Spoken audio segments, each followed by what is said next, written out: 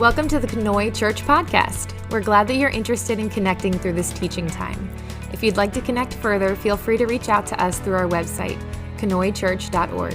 For now, enjoy this teaching from Knoy Church, where our mission is to lead people into a growing relationship with Jesus Christ.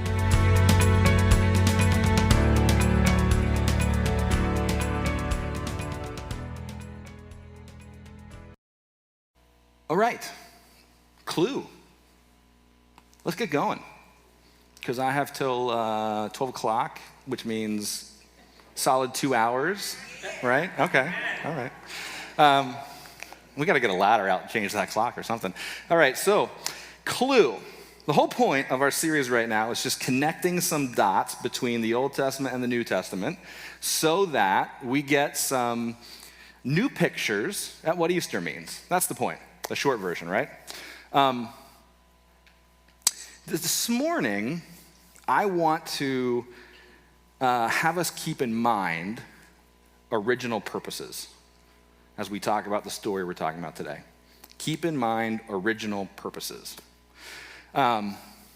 This past week, I needed to install a new light in my bathroom. I don't have the right tools to do that because, I'm handy. I can do some electrical work, but I don't have a tester. And so I could not figure out which wire goes to which place in the existing wiring in my house. So I had to call upon my dad, all right? So he came out, helping me look to figure out which wire is which wire. And while we were doing that, I just happened to be digging through one of my toolboxes to pull out a tool, and I came across this utility knife that I bought, seriously, about 9 years ago. And I've never used it. Why did I never use it? Because I could never figure out how to put the blade in it. I kid you not. I have this utility blade. So I used to work in construction, and I have this utility knife that I love. And it's slightly bent. I've used it, for so many years, but it's really banged up, really beat up, and it's got this, you pull the back off, and you can switch the blade out really quick. Love this thing. And then one day, I was at B&G buying something else, and I saw this other utility blade that looked similar, and it was new, and I thought, this one's gonna break eventually. I should have a spare one ready to go. That's just reasonable. So I picked up this new one. Well, first of all, my trusty one, I'm still using it, so it didn't break. So I've had this other one for 20 years now. But the other one, I couldn't figure out how to put the blade in. I figured out where the extra blades go. I figured out how to take the whole thing apart with the little tiny Allen screws, but that's not how you put the blade in. I know that's not how you do it. Couldn't figure it out. So I pulled this thing out of the bag, and I was like, oh, look at this. I've never been able to figure out how to put the blade in this. And I had to go up in the attic to drill a hole for this new electrical line to go through the wall.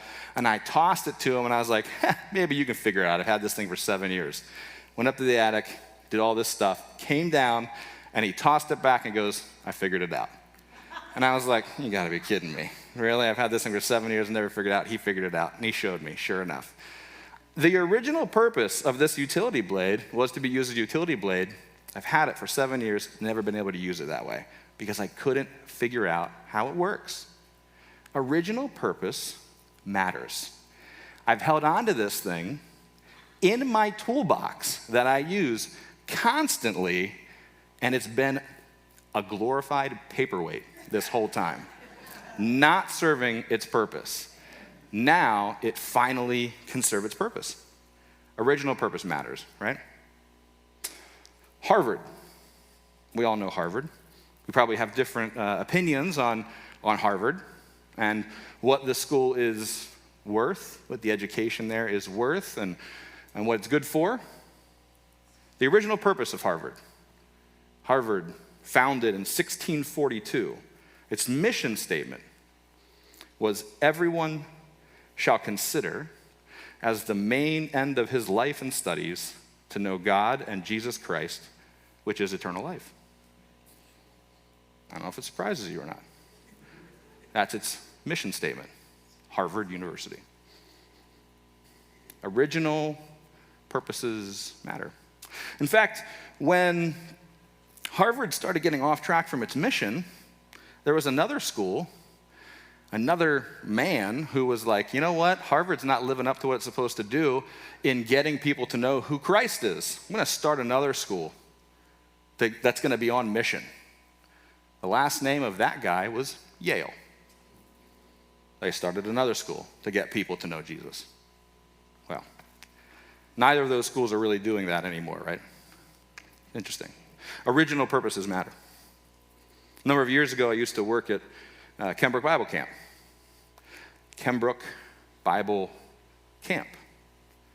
The original purpose of Kenbrook Bible Camp was as a summer camp where young boys and girls could come, have a summer camp experience, and meet Jesus. That was the purpose. But one of the things they found along the way was that they were having to spend more money than they would bring in, and so they had to raise money in order to offset the cost of summer camp. And one of the ways that they could do that eventually was they would have retreats or a retreat center, and then churches would come up and they'd hold retreats, and that helped offset the cost of summer camp. Fast forward 60-some years, and there ended up being conversation about closing the summer camp because it would lose money rather than make money, but keep the retreat side open because it made money and not lost money. And so it diverted from its original purpose and discussed closing the very thing that the camp was created to do, and its very name is named after. Original purposes matter. And so this morning, as we dig into our story for today, I want you to keep in the back of your mind, in the front of your mind, original purposes, because they matter. Genesis chapter 1 is where we find original purposes. God said this, "Let us make mankind in our image, in our likeness, so that they may rule over the fish in the sea and the birds in the sky, over the livestock and all the wild animals, and over all the creatures that move along the ground." God's relationship and original purpose for his relationship with mankind, for humanity, is to bear his image and to be his representative on earth. That's his purpose. To be his image and to be his representative on earth. It's pretty simple. I want you to keep that original, ignore everything I said about utility knives and Harvard and Yale and Kenbrook and all of that now, okay? Ignore all that. This is the original purpose I want in your mind. To be his representative and to bear his image on earth. That's God's original purpose. That was his purpose for Adam and Eve. Bear my image. Be my representative in this place. That was his covenant with them, but it was broken. So he renews his covenant with Noah.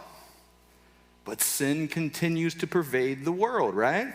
God makes a covenant with Abraham. These are the stories that we've just told over the last several weeks, right? He makes a covenant with Abraham to build a nation. That nation's going to be a blessing and an example to the world. And each time God makes a covenant with his creation, it's to reestablish his original purpose with his creation. Bear my image, be my representative, right?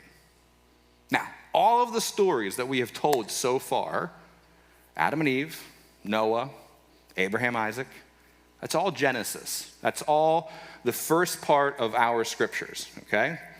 So, familiar or not with our scriptures, when we open these up, the first part of them is Genesis. All of that has been Genesis. As Genesis comes to a close, we find a grandson of Abraham named Joseph. He finds favor with God, and God's family, the family of Abraham, lands in Egypt, all right? In the time of Joseph, Abraham's family is about 70 strong-ish, all right? which is a far cry from the mighty nation that God had promised. Right? Some of you have 70 people in your family. Some of you are grandparents and great-grandparents, and if you counted up your children and your grandchildren and your great-grandchildren, you'd have 70. And you'd say, I'm very blessed. But you wouldn't say, I'm a mighty nation, right? Okay? And that's the difference. So we wouldn't be like, Abraham's finally a mighty nation, right? But when we close Genesis and then we open up the next part of Scripture, which is Exodus, okay, suddenly we find that Abraham's family has multiplied into a massive nation, okay? Exodus 1:7 actually says the land was filled with them, all right? So bunnies, all right? Lots and lots of them. Because of the size of this nation, they've become feared, all right? And it's not because they're like fearsome warriors or anything. There's just so many of them. They're worried about how many, like if they got together and they acted as one mind, what could they do? And so they're worried, and so the king of Egypt, Pharaoh, enslaves them. The enslavement doesn't really seem to be connected to anything sinful per se that they've done. But God tells us that he's going to redeem them from slavery. And this redemption is going to demonstrate to God's people and to Egypt that he alone is God and he is faithful to every promise. Now I'm giving you the Cliff Notes like I do. Okay, you should read this, like I say every time. Read the whole thing. Reading the whole thing is way better than the Cliff Notes version.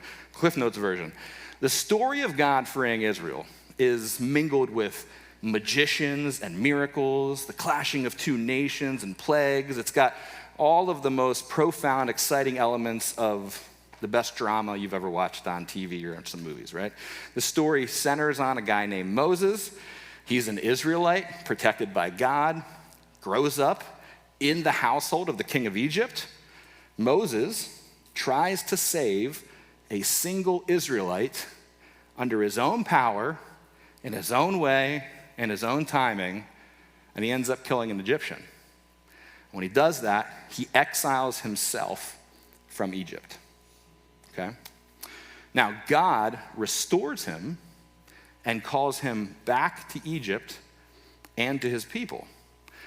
By following God's plan, doing it God's way in God's time with God's strength, Moses then has a hand in rescuing not one Israelite, but all of God's people. All right? And that's an important theme for us to pay attention to, even as we live today and we walk in faith today, is doing it our way versus God's way, doing it in our timing versus God's timing, doing it in our strength versus God's strength. There is often a massive return on investment for doing it God's way versus our way. There's often messiness for doing it our way that doesn't come with doing it God's way. So it's a theme that we see throughout Scripture, but it's an important lesson to pay attention to in our own lives as well. Exodus, there's just some things to note. Exodus opens with God's people in slavery in Egypt, but it ends with God's people in service to God. Exodus opens with God's people building cities for an oppressor, but it closes with God's people building a tabernacle for God's presence. Exodus opens with the drowning of Israel's children, but at the end, we see that it's Pharaoh's army that is drowned in the Red Sea. If you think back to last week's story about Abraham, you'll remember in last week's story, there's all of these impossible moments for Abraham's story. It's impossible to be a nation when you can't have children.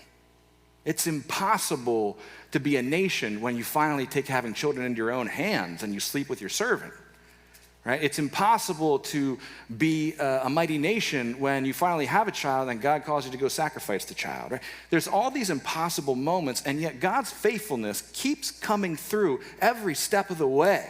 God shows up, right? We see that God is a God of the possible through the impossible. And then when we get into Exodus, we are immediately served a situation of impossibility again. You have a nation stuck in slavery to a superpower, the superpower of the day, and yet the God of possible rescues them and delivers on his promise to rescue them.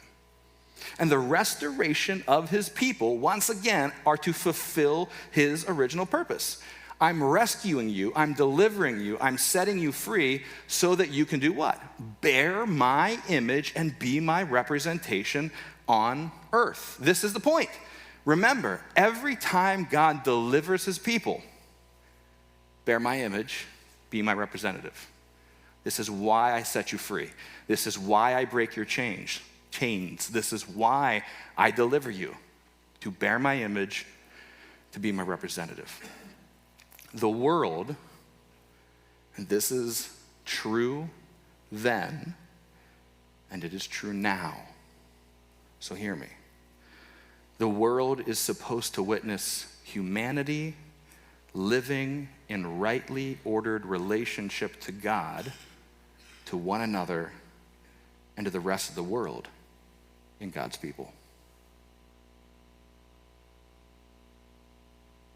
Remember, the promise is that Abraham's descendants will be a blessing to the world.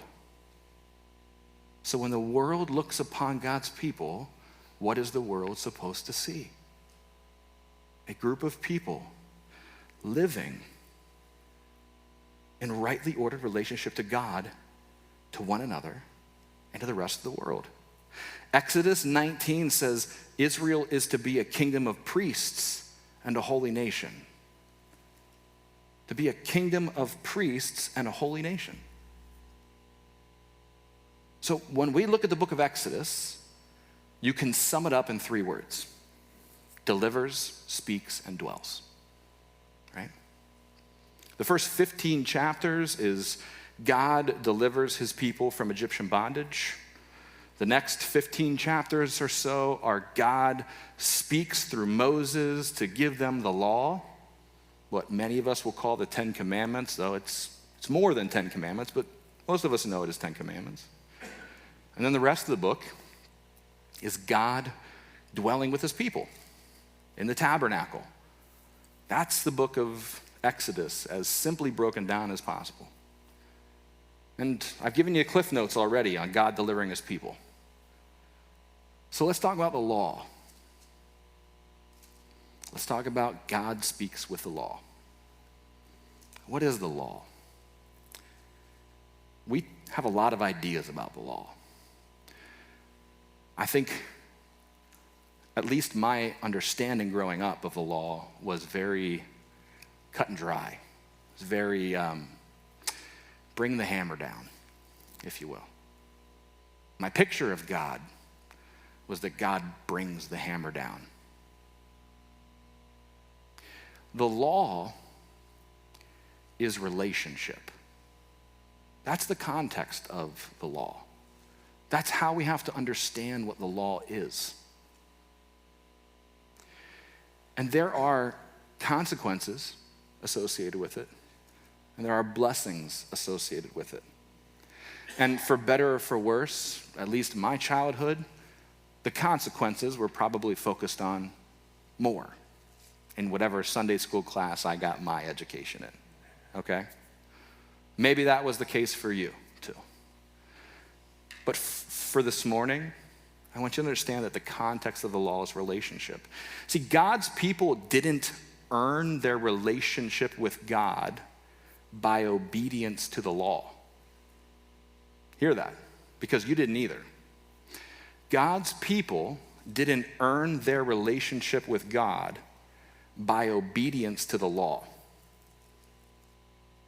Hear the next thing. obedience to the law isn't payment for God's deliverance. Obedience to the law isn't payment for God's deliverance. Okay?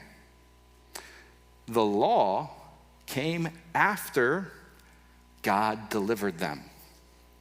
We get the story all mixed up in our heads sometimes. The Exodus from Egypt came first, then the law came. Okay? God's redemption and rescue and his chosenness of them came first. So,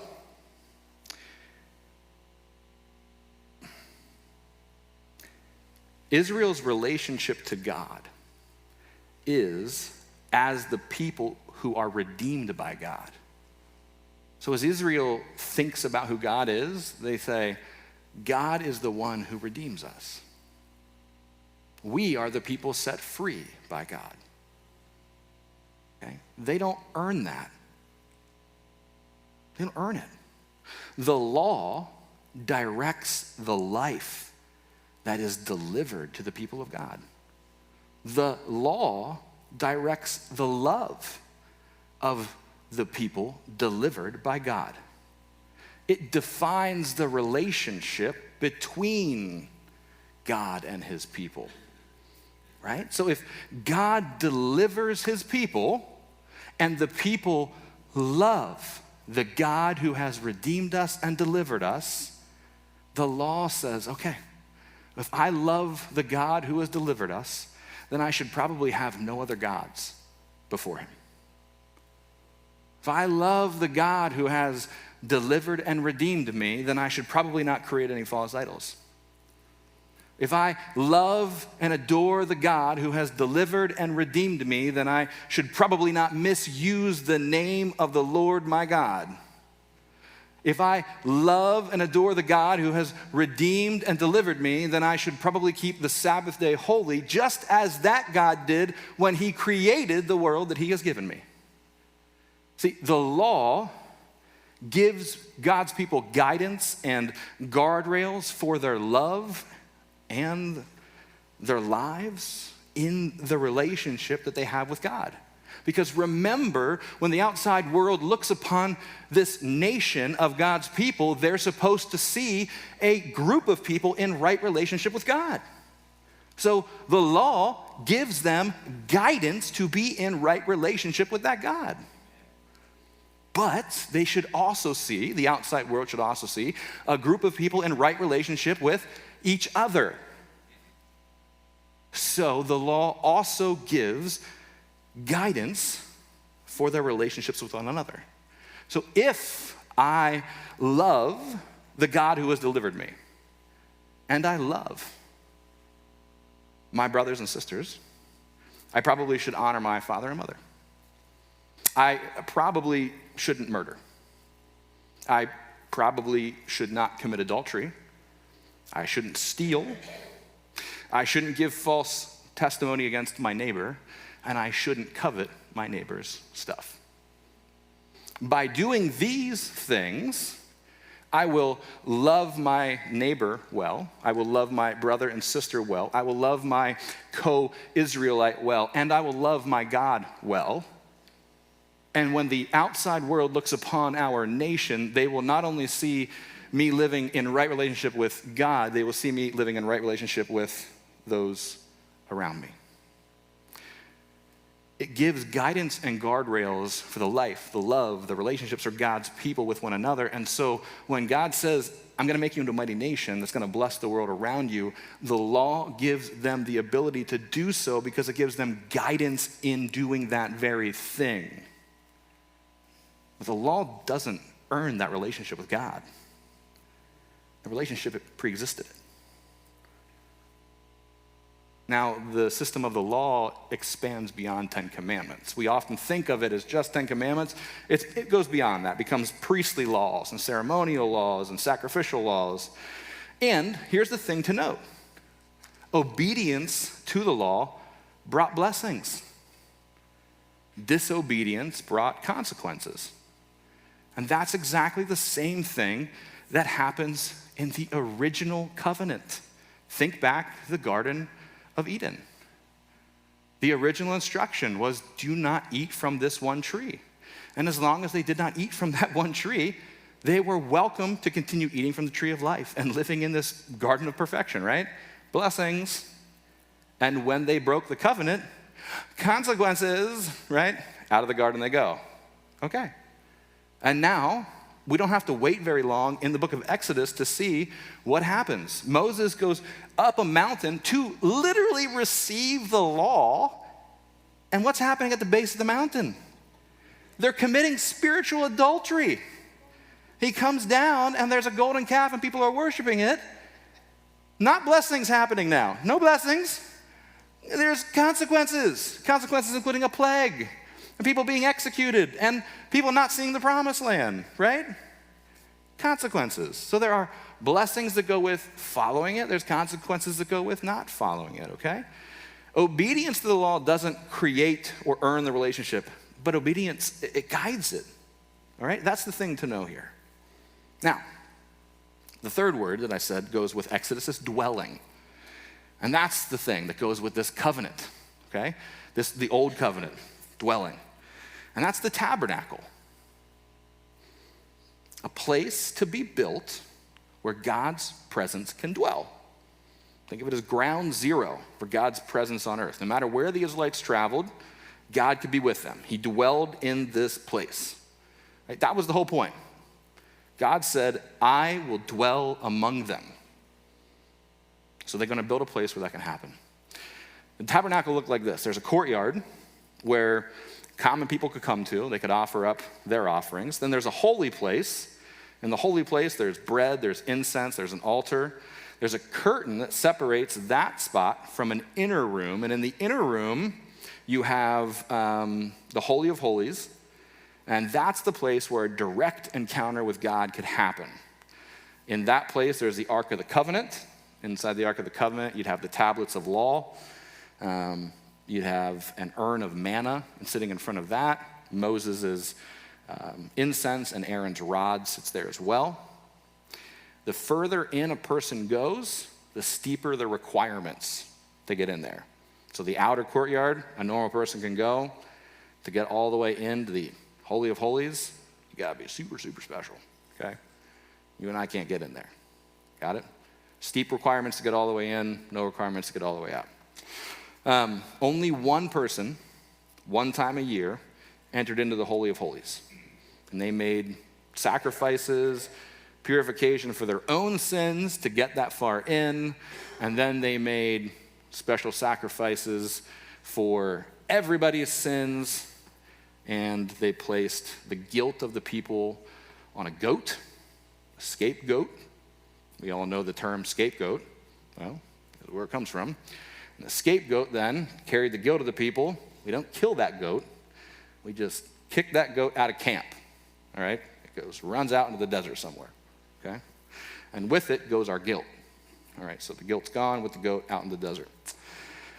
All right, so this is where God's presence dwells, in the Holy of Holies, in the very middle spot where no one can go except like once a year.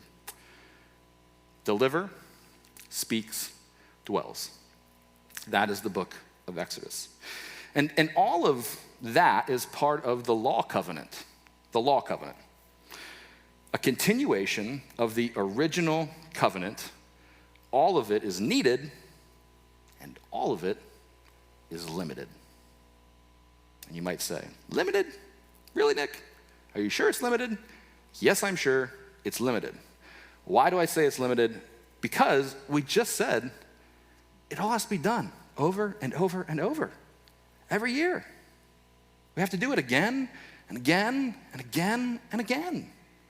Every year the priest has to do those sacrifices. Every year they have to go in there. Every year we got to put that guilt on a goat and kick the goat out of camp. And every year somebody has to do all of this stuff.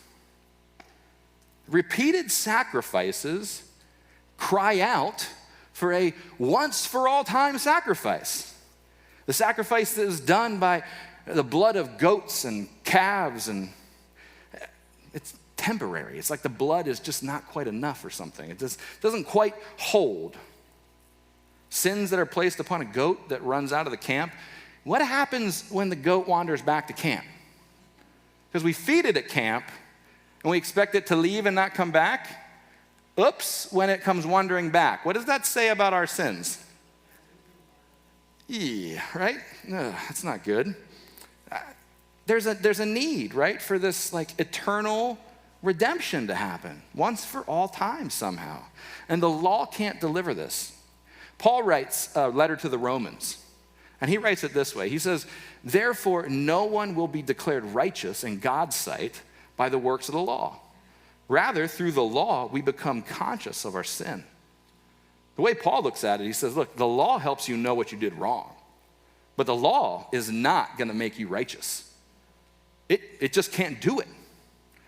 The author of Hebrews points out that the Holy Spirit was showing that the way into the most holy place hasn't even been disclosed as long as the first tabernacle was still functioning. I mean, here's the thing. Time and time again, mankind, God's people even, we look to a person to do the saving. Constantly, we pedestal people. In the time of Exodus, it was Moses, right? Moses was the one who came back. Moses was the one with a staff that did cool tricks. Moses was at the head of the column of God's people walking out of Egypt. Moses is the one who talked to God directly and went up the mountain and brought back the law. Moses met with God and his face changed. They lifted Moses up often. Today in our world, we lift up celebrities and the wealthy, people that star in movies and TV, spiritual leaders, politicians, and we look to them to do the saving. It was never Moses that did the saving.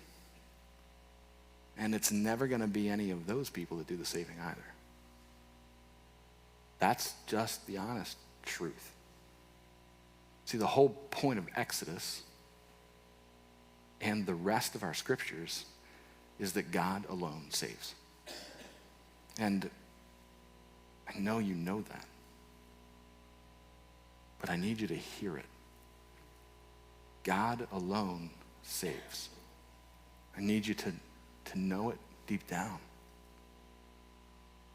Because even when we talk about our biblical heroes, we start off naming men and women. God alone saves. He wants to partner, don't get me wrong. I say that all the time. But it is God who does the saving. God broke the bonds of slavery. God parted the Red Sea. God spared the Israelites from the Egyptian army. God gave them the law, and when they didn't deserve it, when God said, I'm going to remove my presence from you, God forgave them. God is the one who dwelled among his people. God is the one who completed and fulfilled the law covenant. God. And we can always find partnerships in all of that. But we have to be so careful not to elevate those partners, because it is the work of God who does the saving. I'm coming to a close. I want you to just look at the last two statements that are on the screen there. God dwelt among his people, and God completed and fulfilled the law covenant. because I want to connect this to Jesus, right? That's the whole point of my series. John 1:14 says this, "The Word became flesh and made his dwelling among us." Now, I could just say that, right? And we make the connection. But the connection is better than that. Because the word that we translate in John 1:14, that the Word became flesh and made his dwelling among us, dwelling, actually is the word tabernacled. How cool is that? Jesus tabernacled into the flesh to be among us. That takes on a whole new meaning for me. When you think about, if you go back into Exodus and you look at the incredible instructions, the careful, unbelievable instructions given to create the tabernacle. Or if you go and you look at the incredible, careful instructions used to create the temple, understand the careful, measured creation of Jesus, putting on flesh to dwell among us. When God dwells among his people, God means I will dwell among my people. And he doesn't just mean it for a time in the Old Testament. He doesn't just mean it for a time during the time of Moses. He takes his promise and his covenant with us so seriously that when it is time, he puts on flesh, comes in the form of his son, and tabernacles once again to show us the way.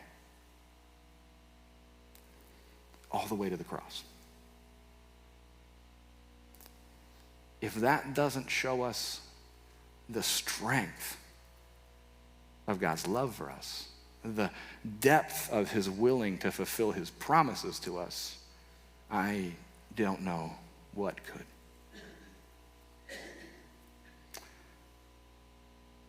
All of what we've talked about this morning has been the law covenant.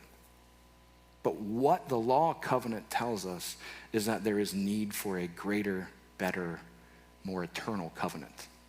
And so when Jesus does put on flesh to be tabernacled among us, he says these words. He says, "Do you think that I have come to abolish the law or the prophets? I have not come to abolish them, but to fulfill them." And when I look at that word, it is, in my mind, what I see is a space that is the shape of Jesus. And that space represents what is missing from the covenant. And Jesus steps into that space and perfectly fills what was always missing from the covenant to now fulfill what was missing. And now the covenant is complete. It is complete on the cross. It is complete. And the crazy thing is, there's no longer a need for a yearly sacrifice. It's no longer a sacrifice just for you and just for you and just for you and just for you. The sacrifice has been done once for all time and once for all people. It's done forever. And then the sacrifice rises again. The grave is empty. We don't ever have to worry about the scapegoat coming back. That part is gone. And the only thing that returns is new life. New life that can be given to all of us.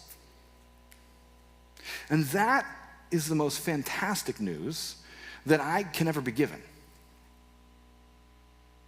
The author of Hebrews puts it this way: "But when Christ came as high priest of the good things that are now already here, he went through the great and more perfect tabernacle that is not made with human hands, that is to say, is not a part of this creation. He did not enter by means of the blood of goats and calves, but he entered the most holy place once for all by his own blood, thus obtaining eternal redemption. The blood of goats and bulls and ashes of a heifer sprinkled on those who are ceremonially unclean sanctify them so that they are outwardly clean.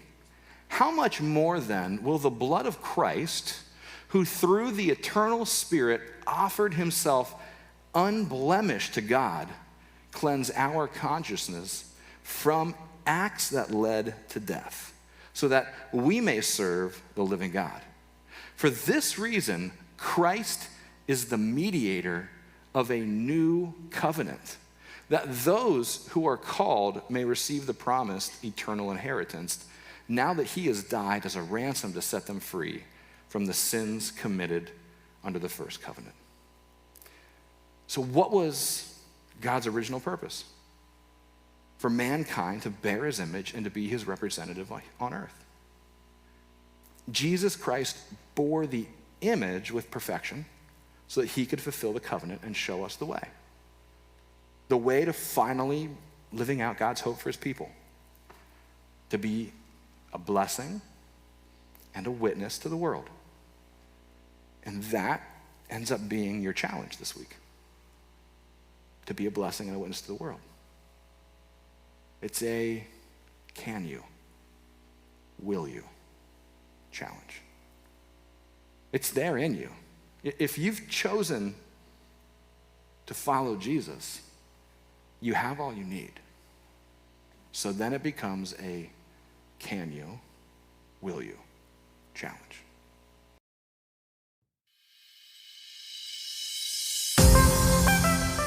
Hi, this is Pastor Nick. Thanks for listening. I hope something that you heard today was very helpful. If you want to connect with us further, feel free to check us out on Facebook, Instagram, or our website, KanoiChurch.org. Sure, I'm glad we're in this together.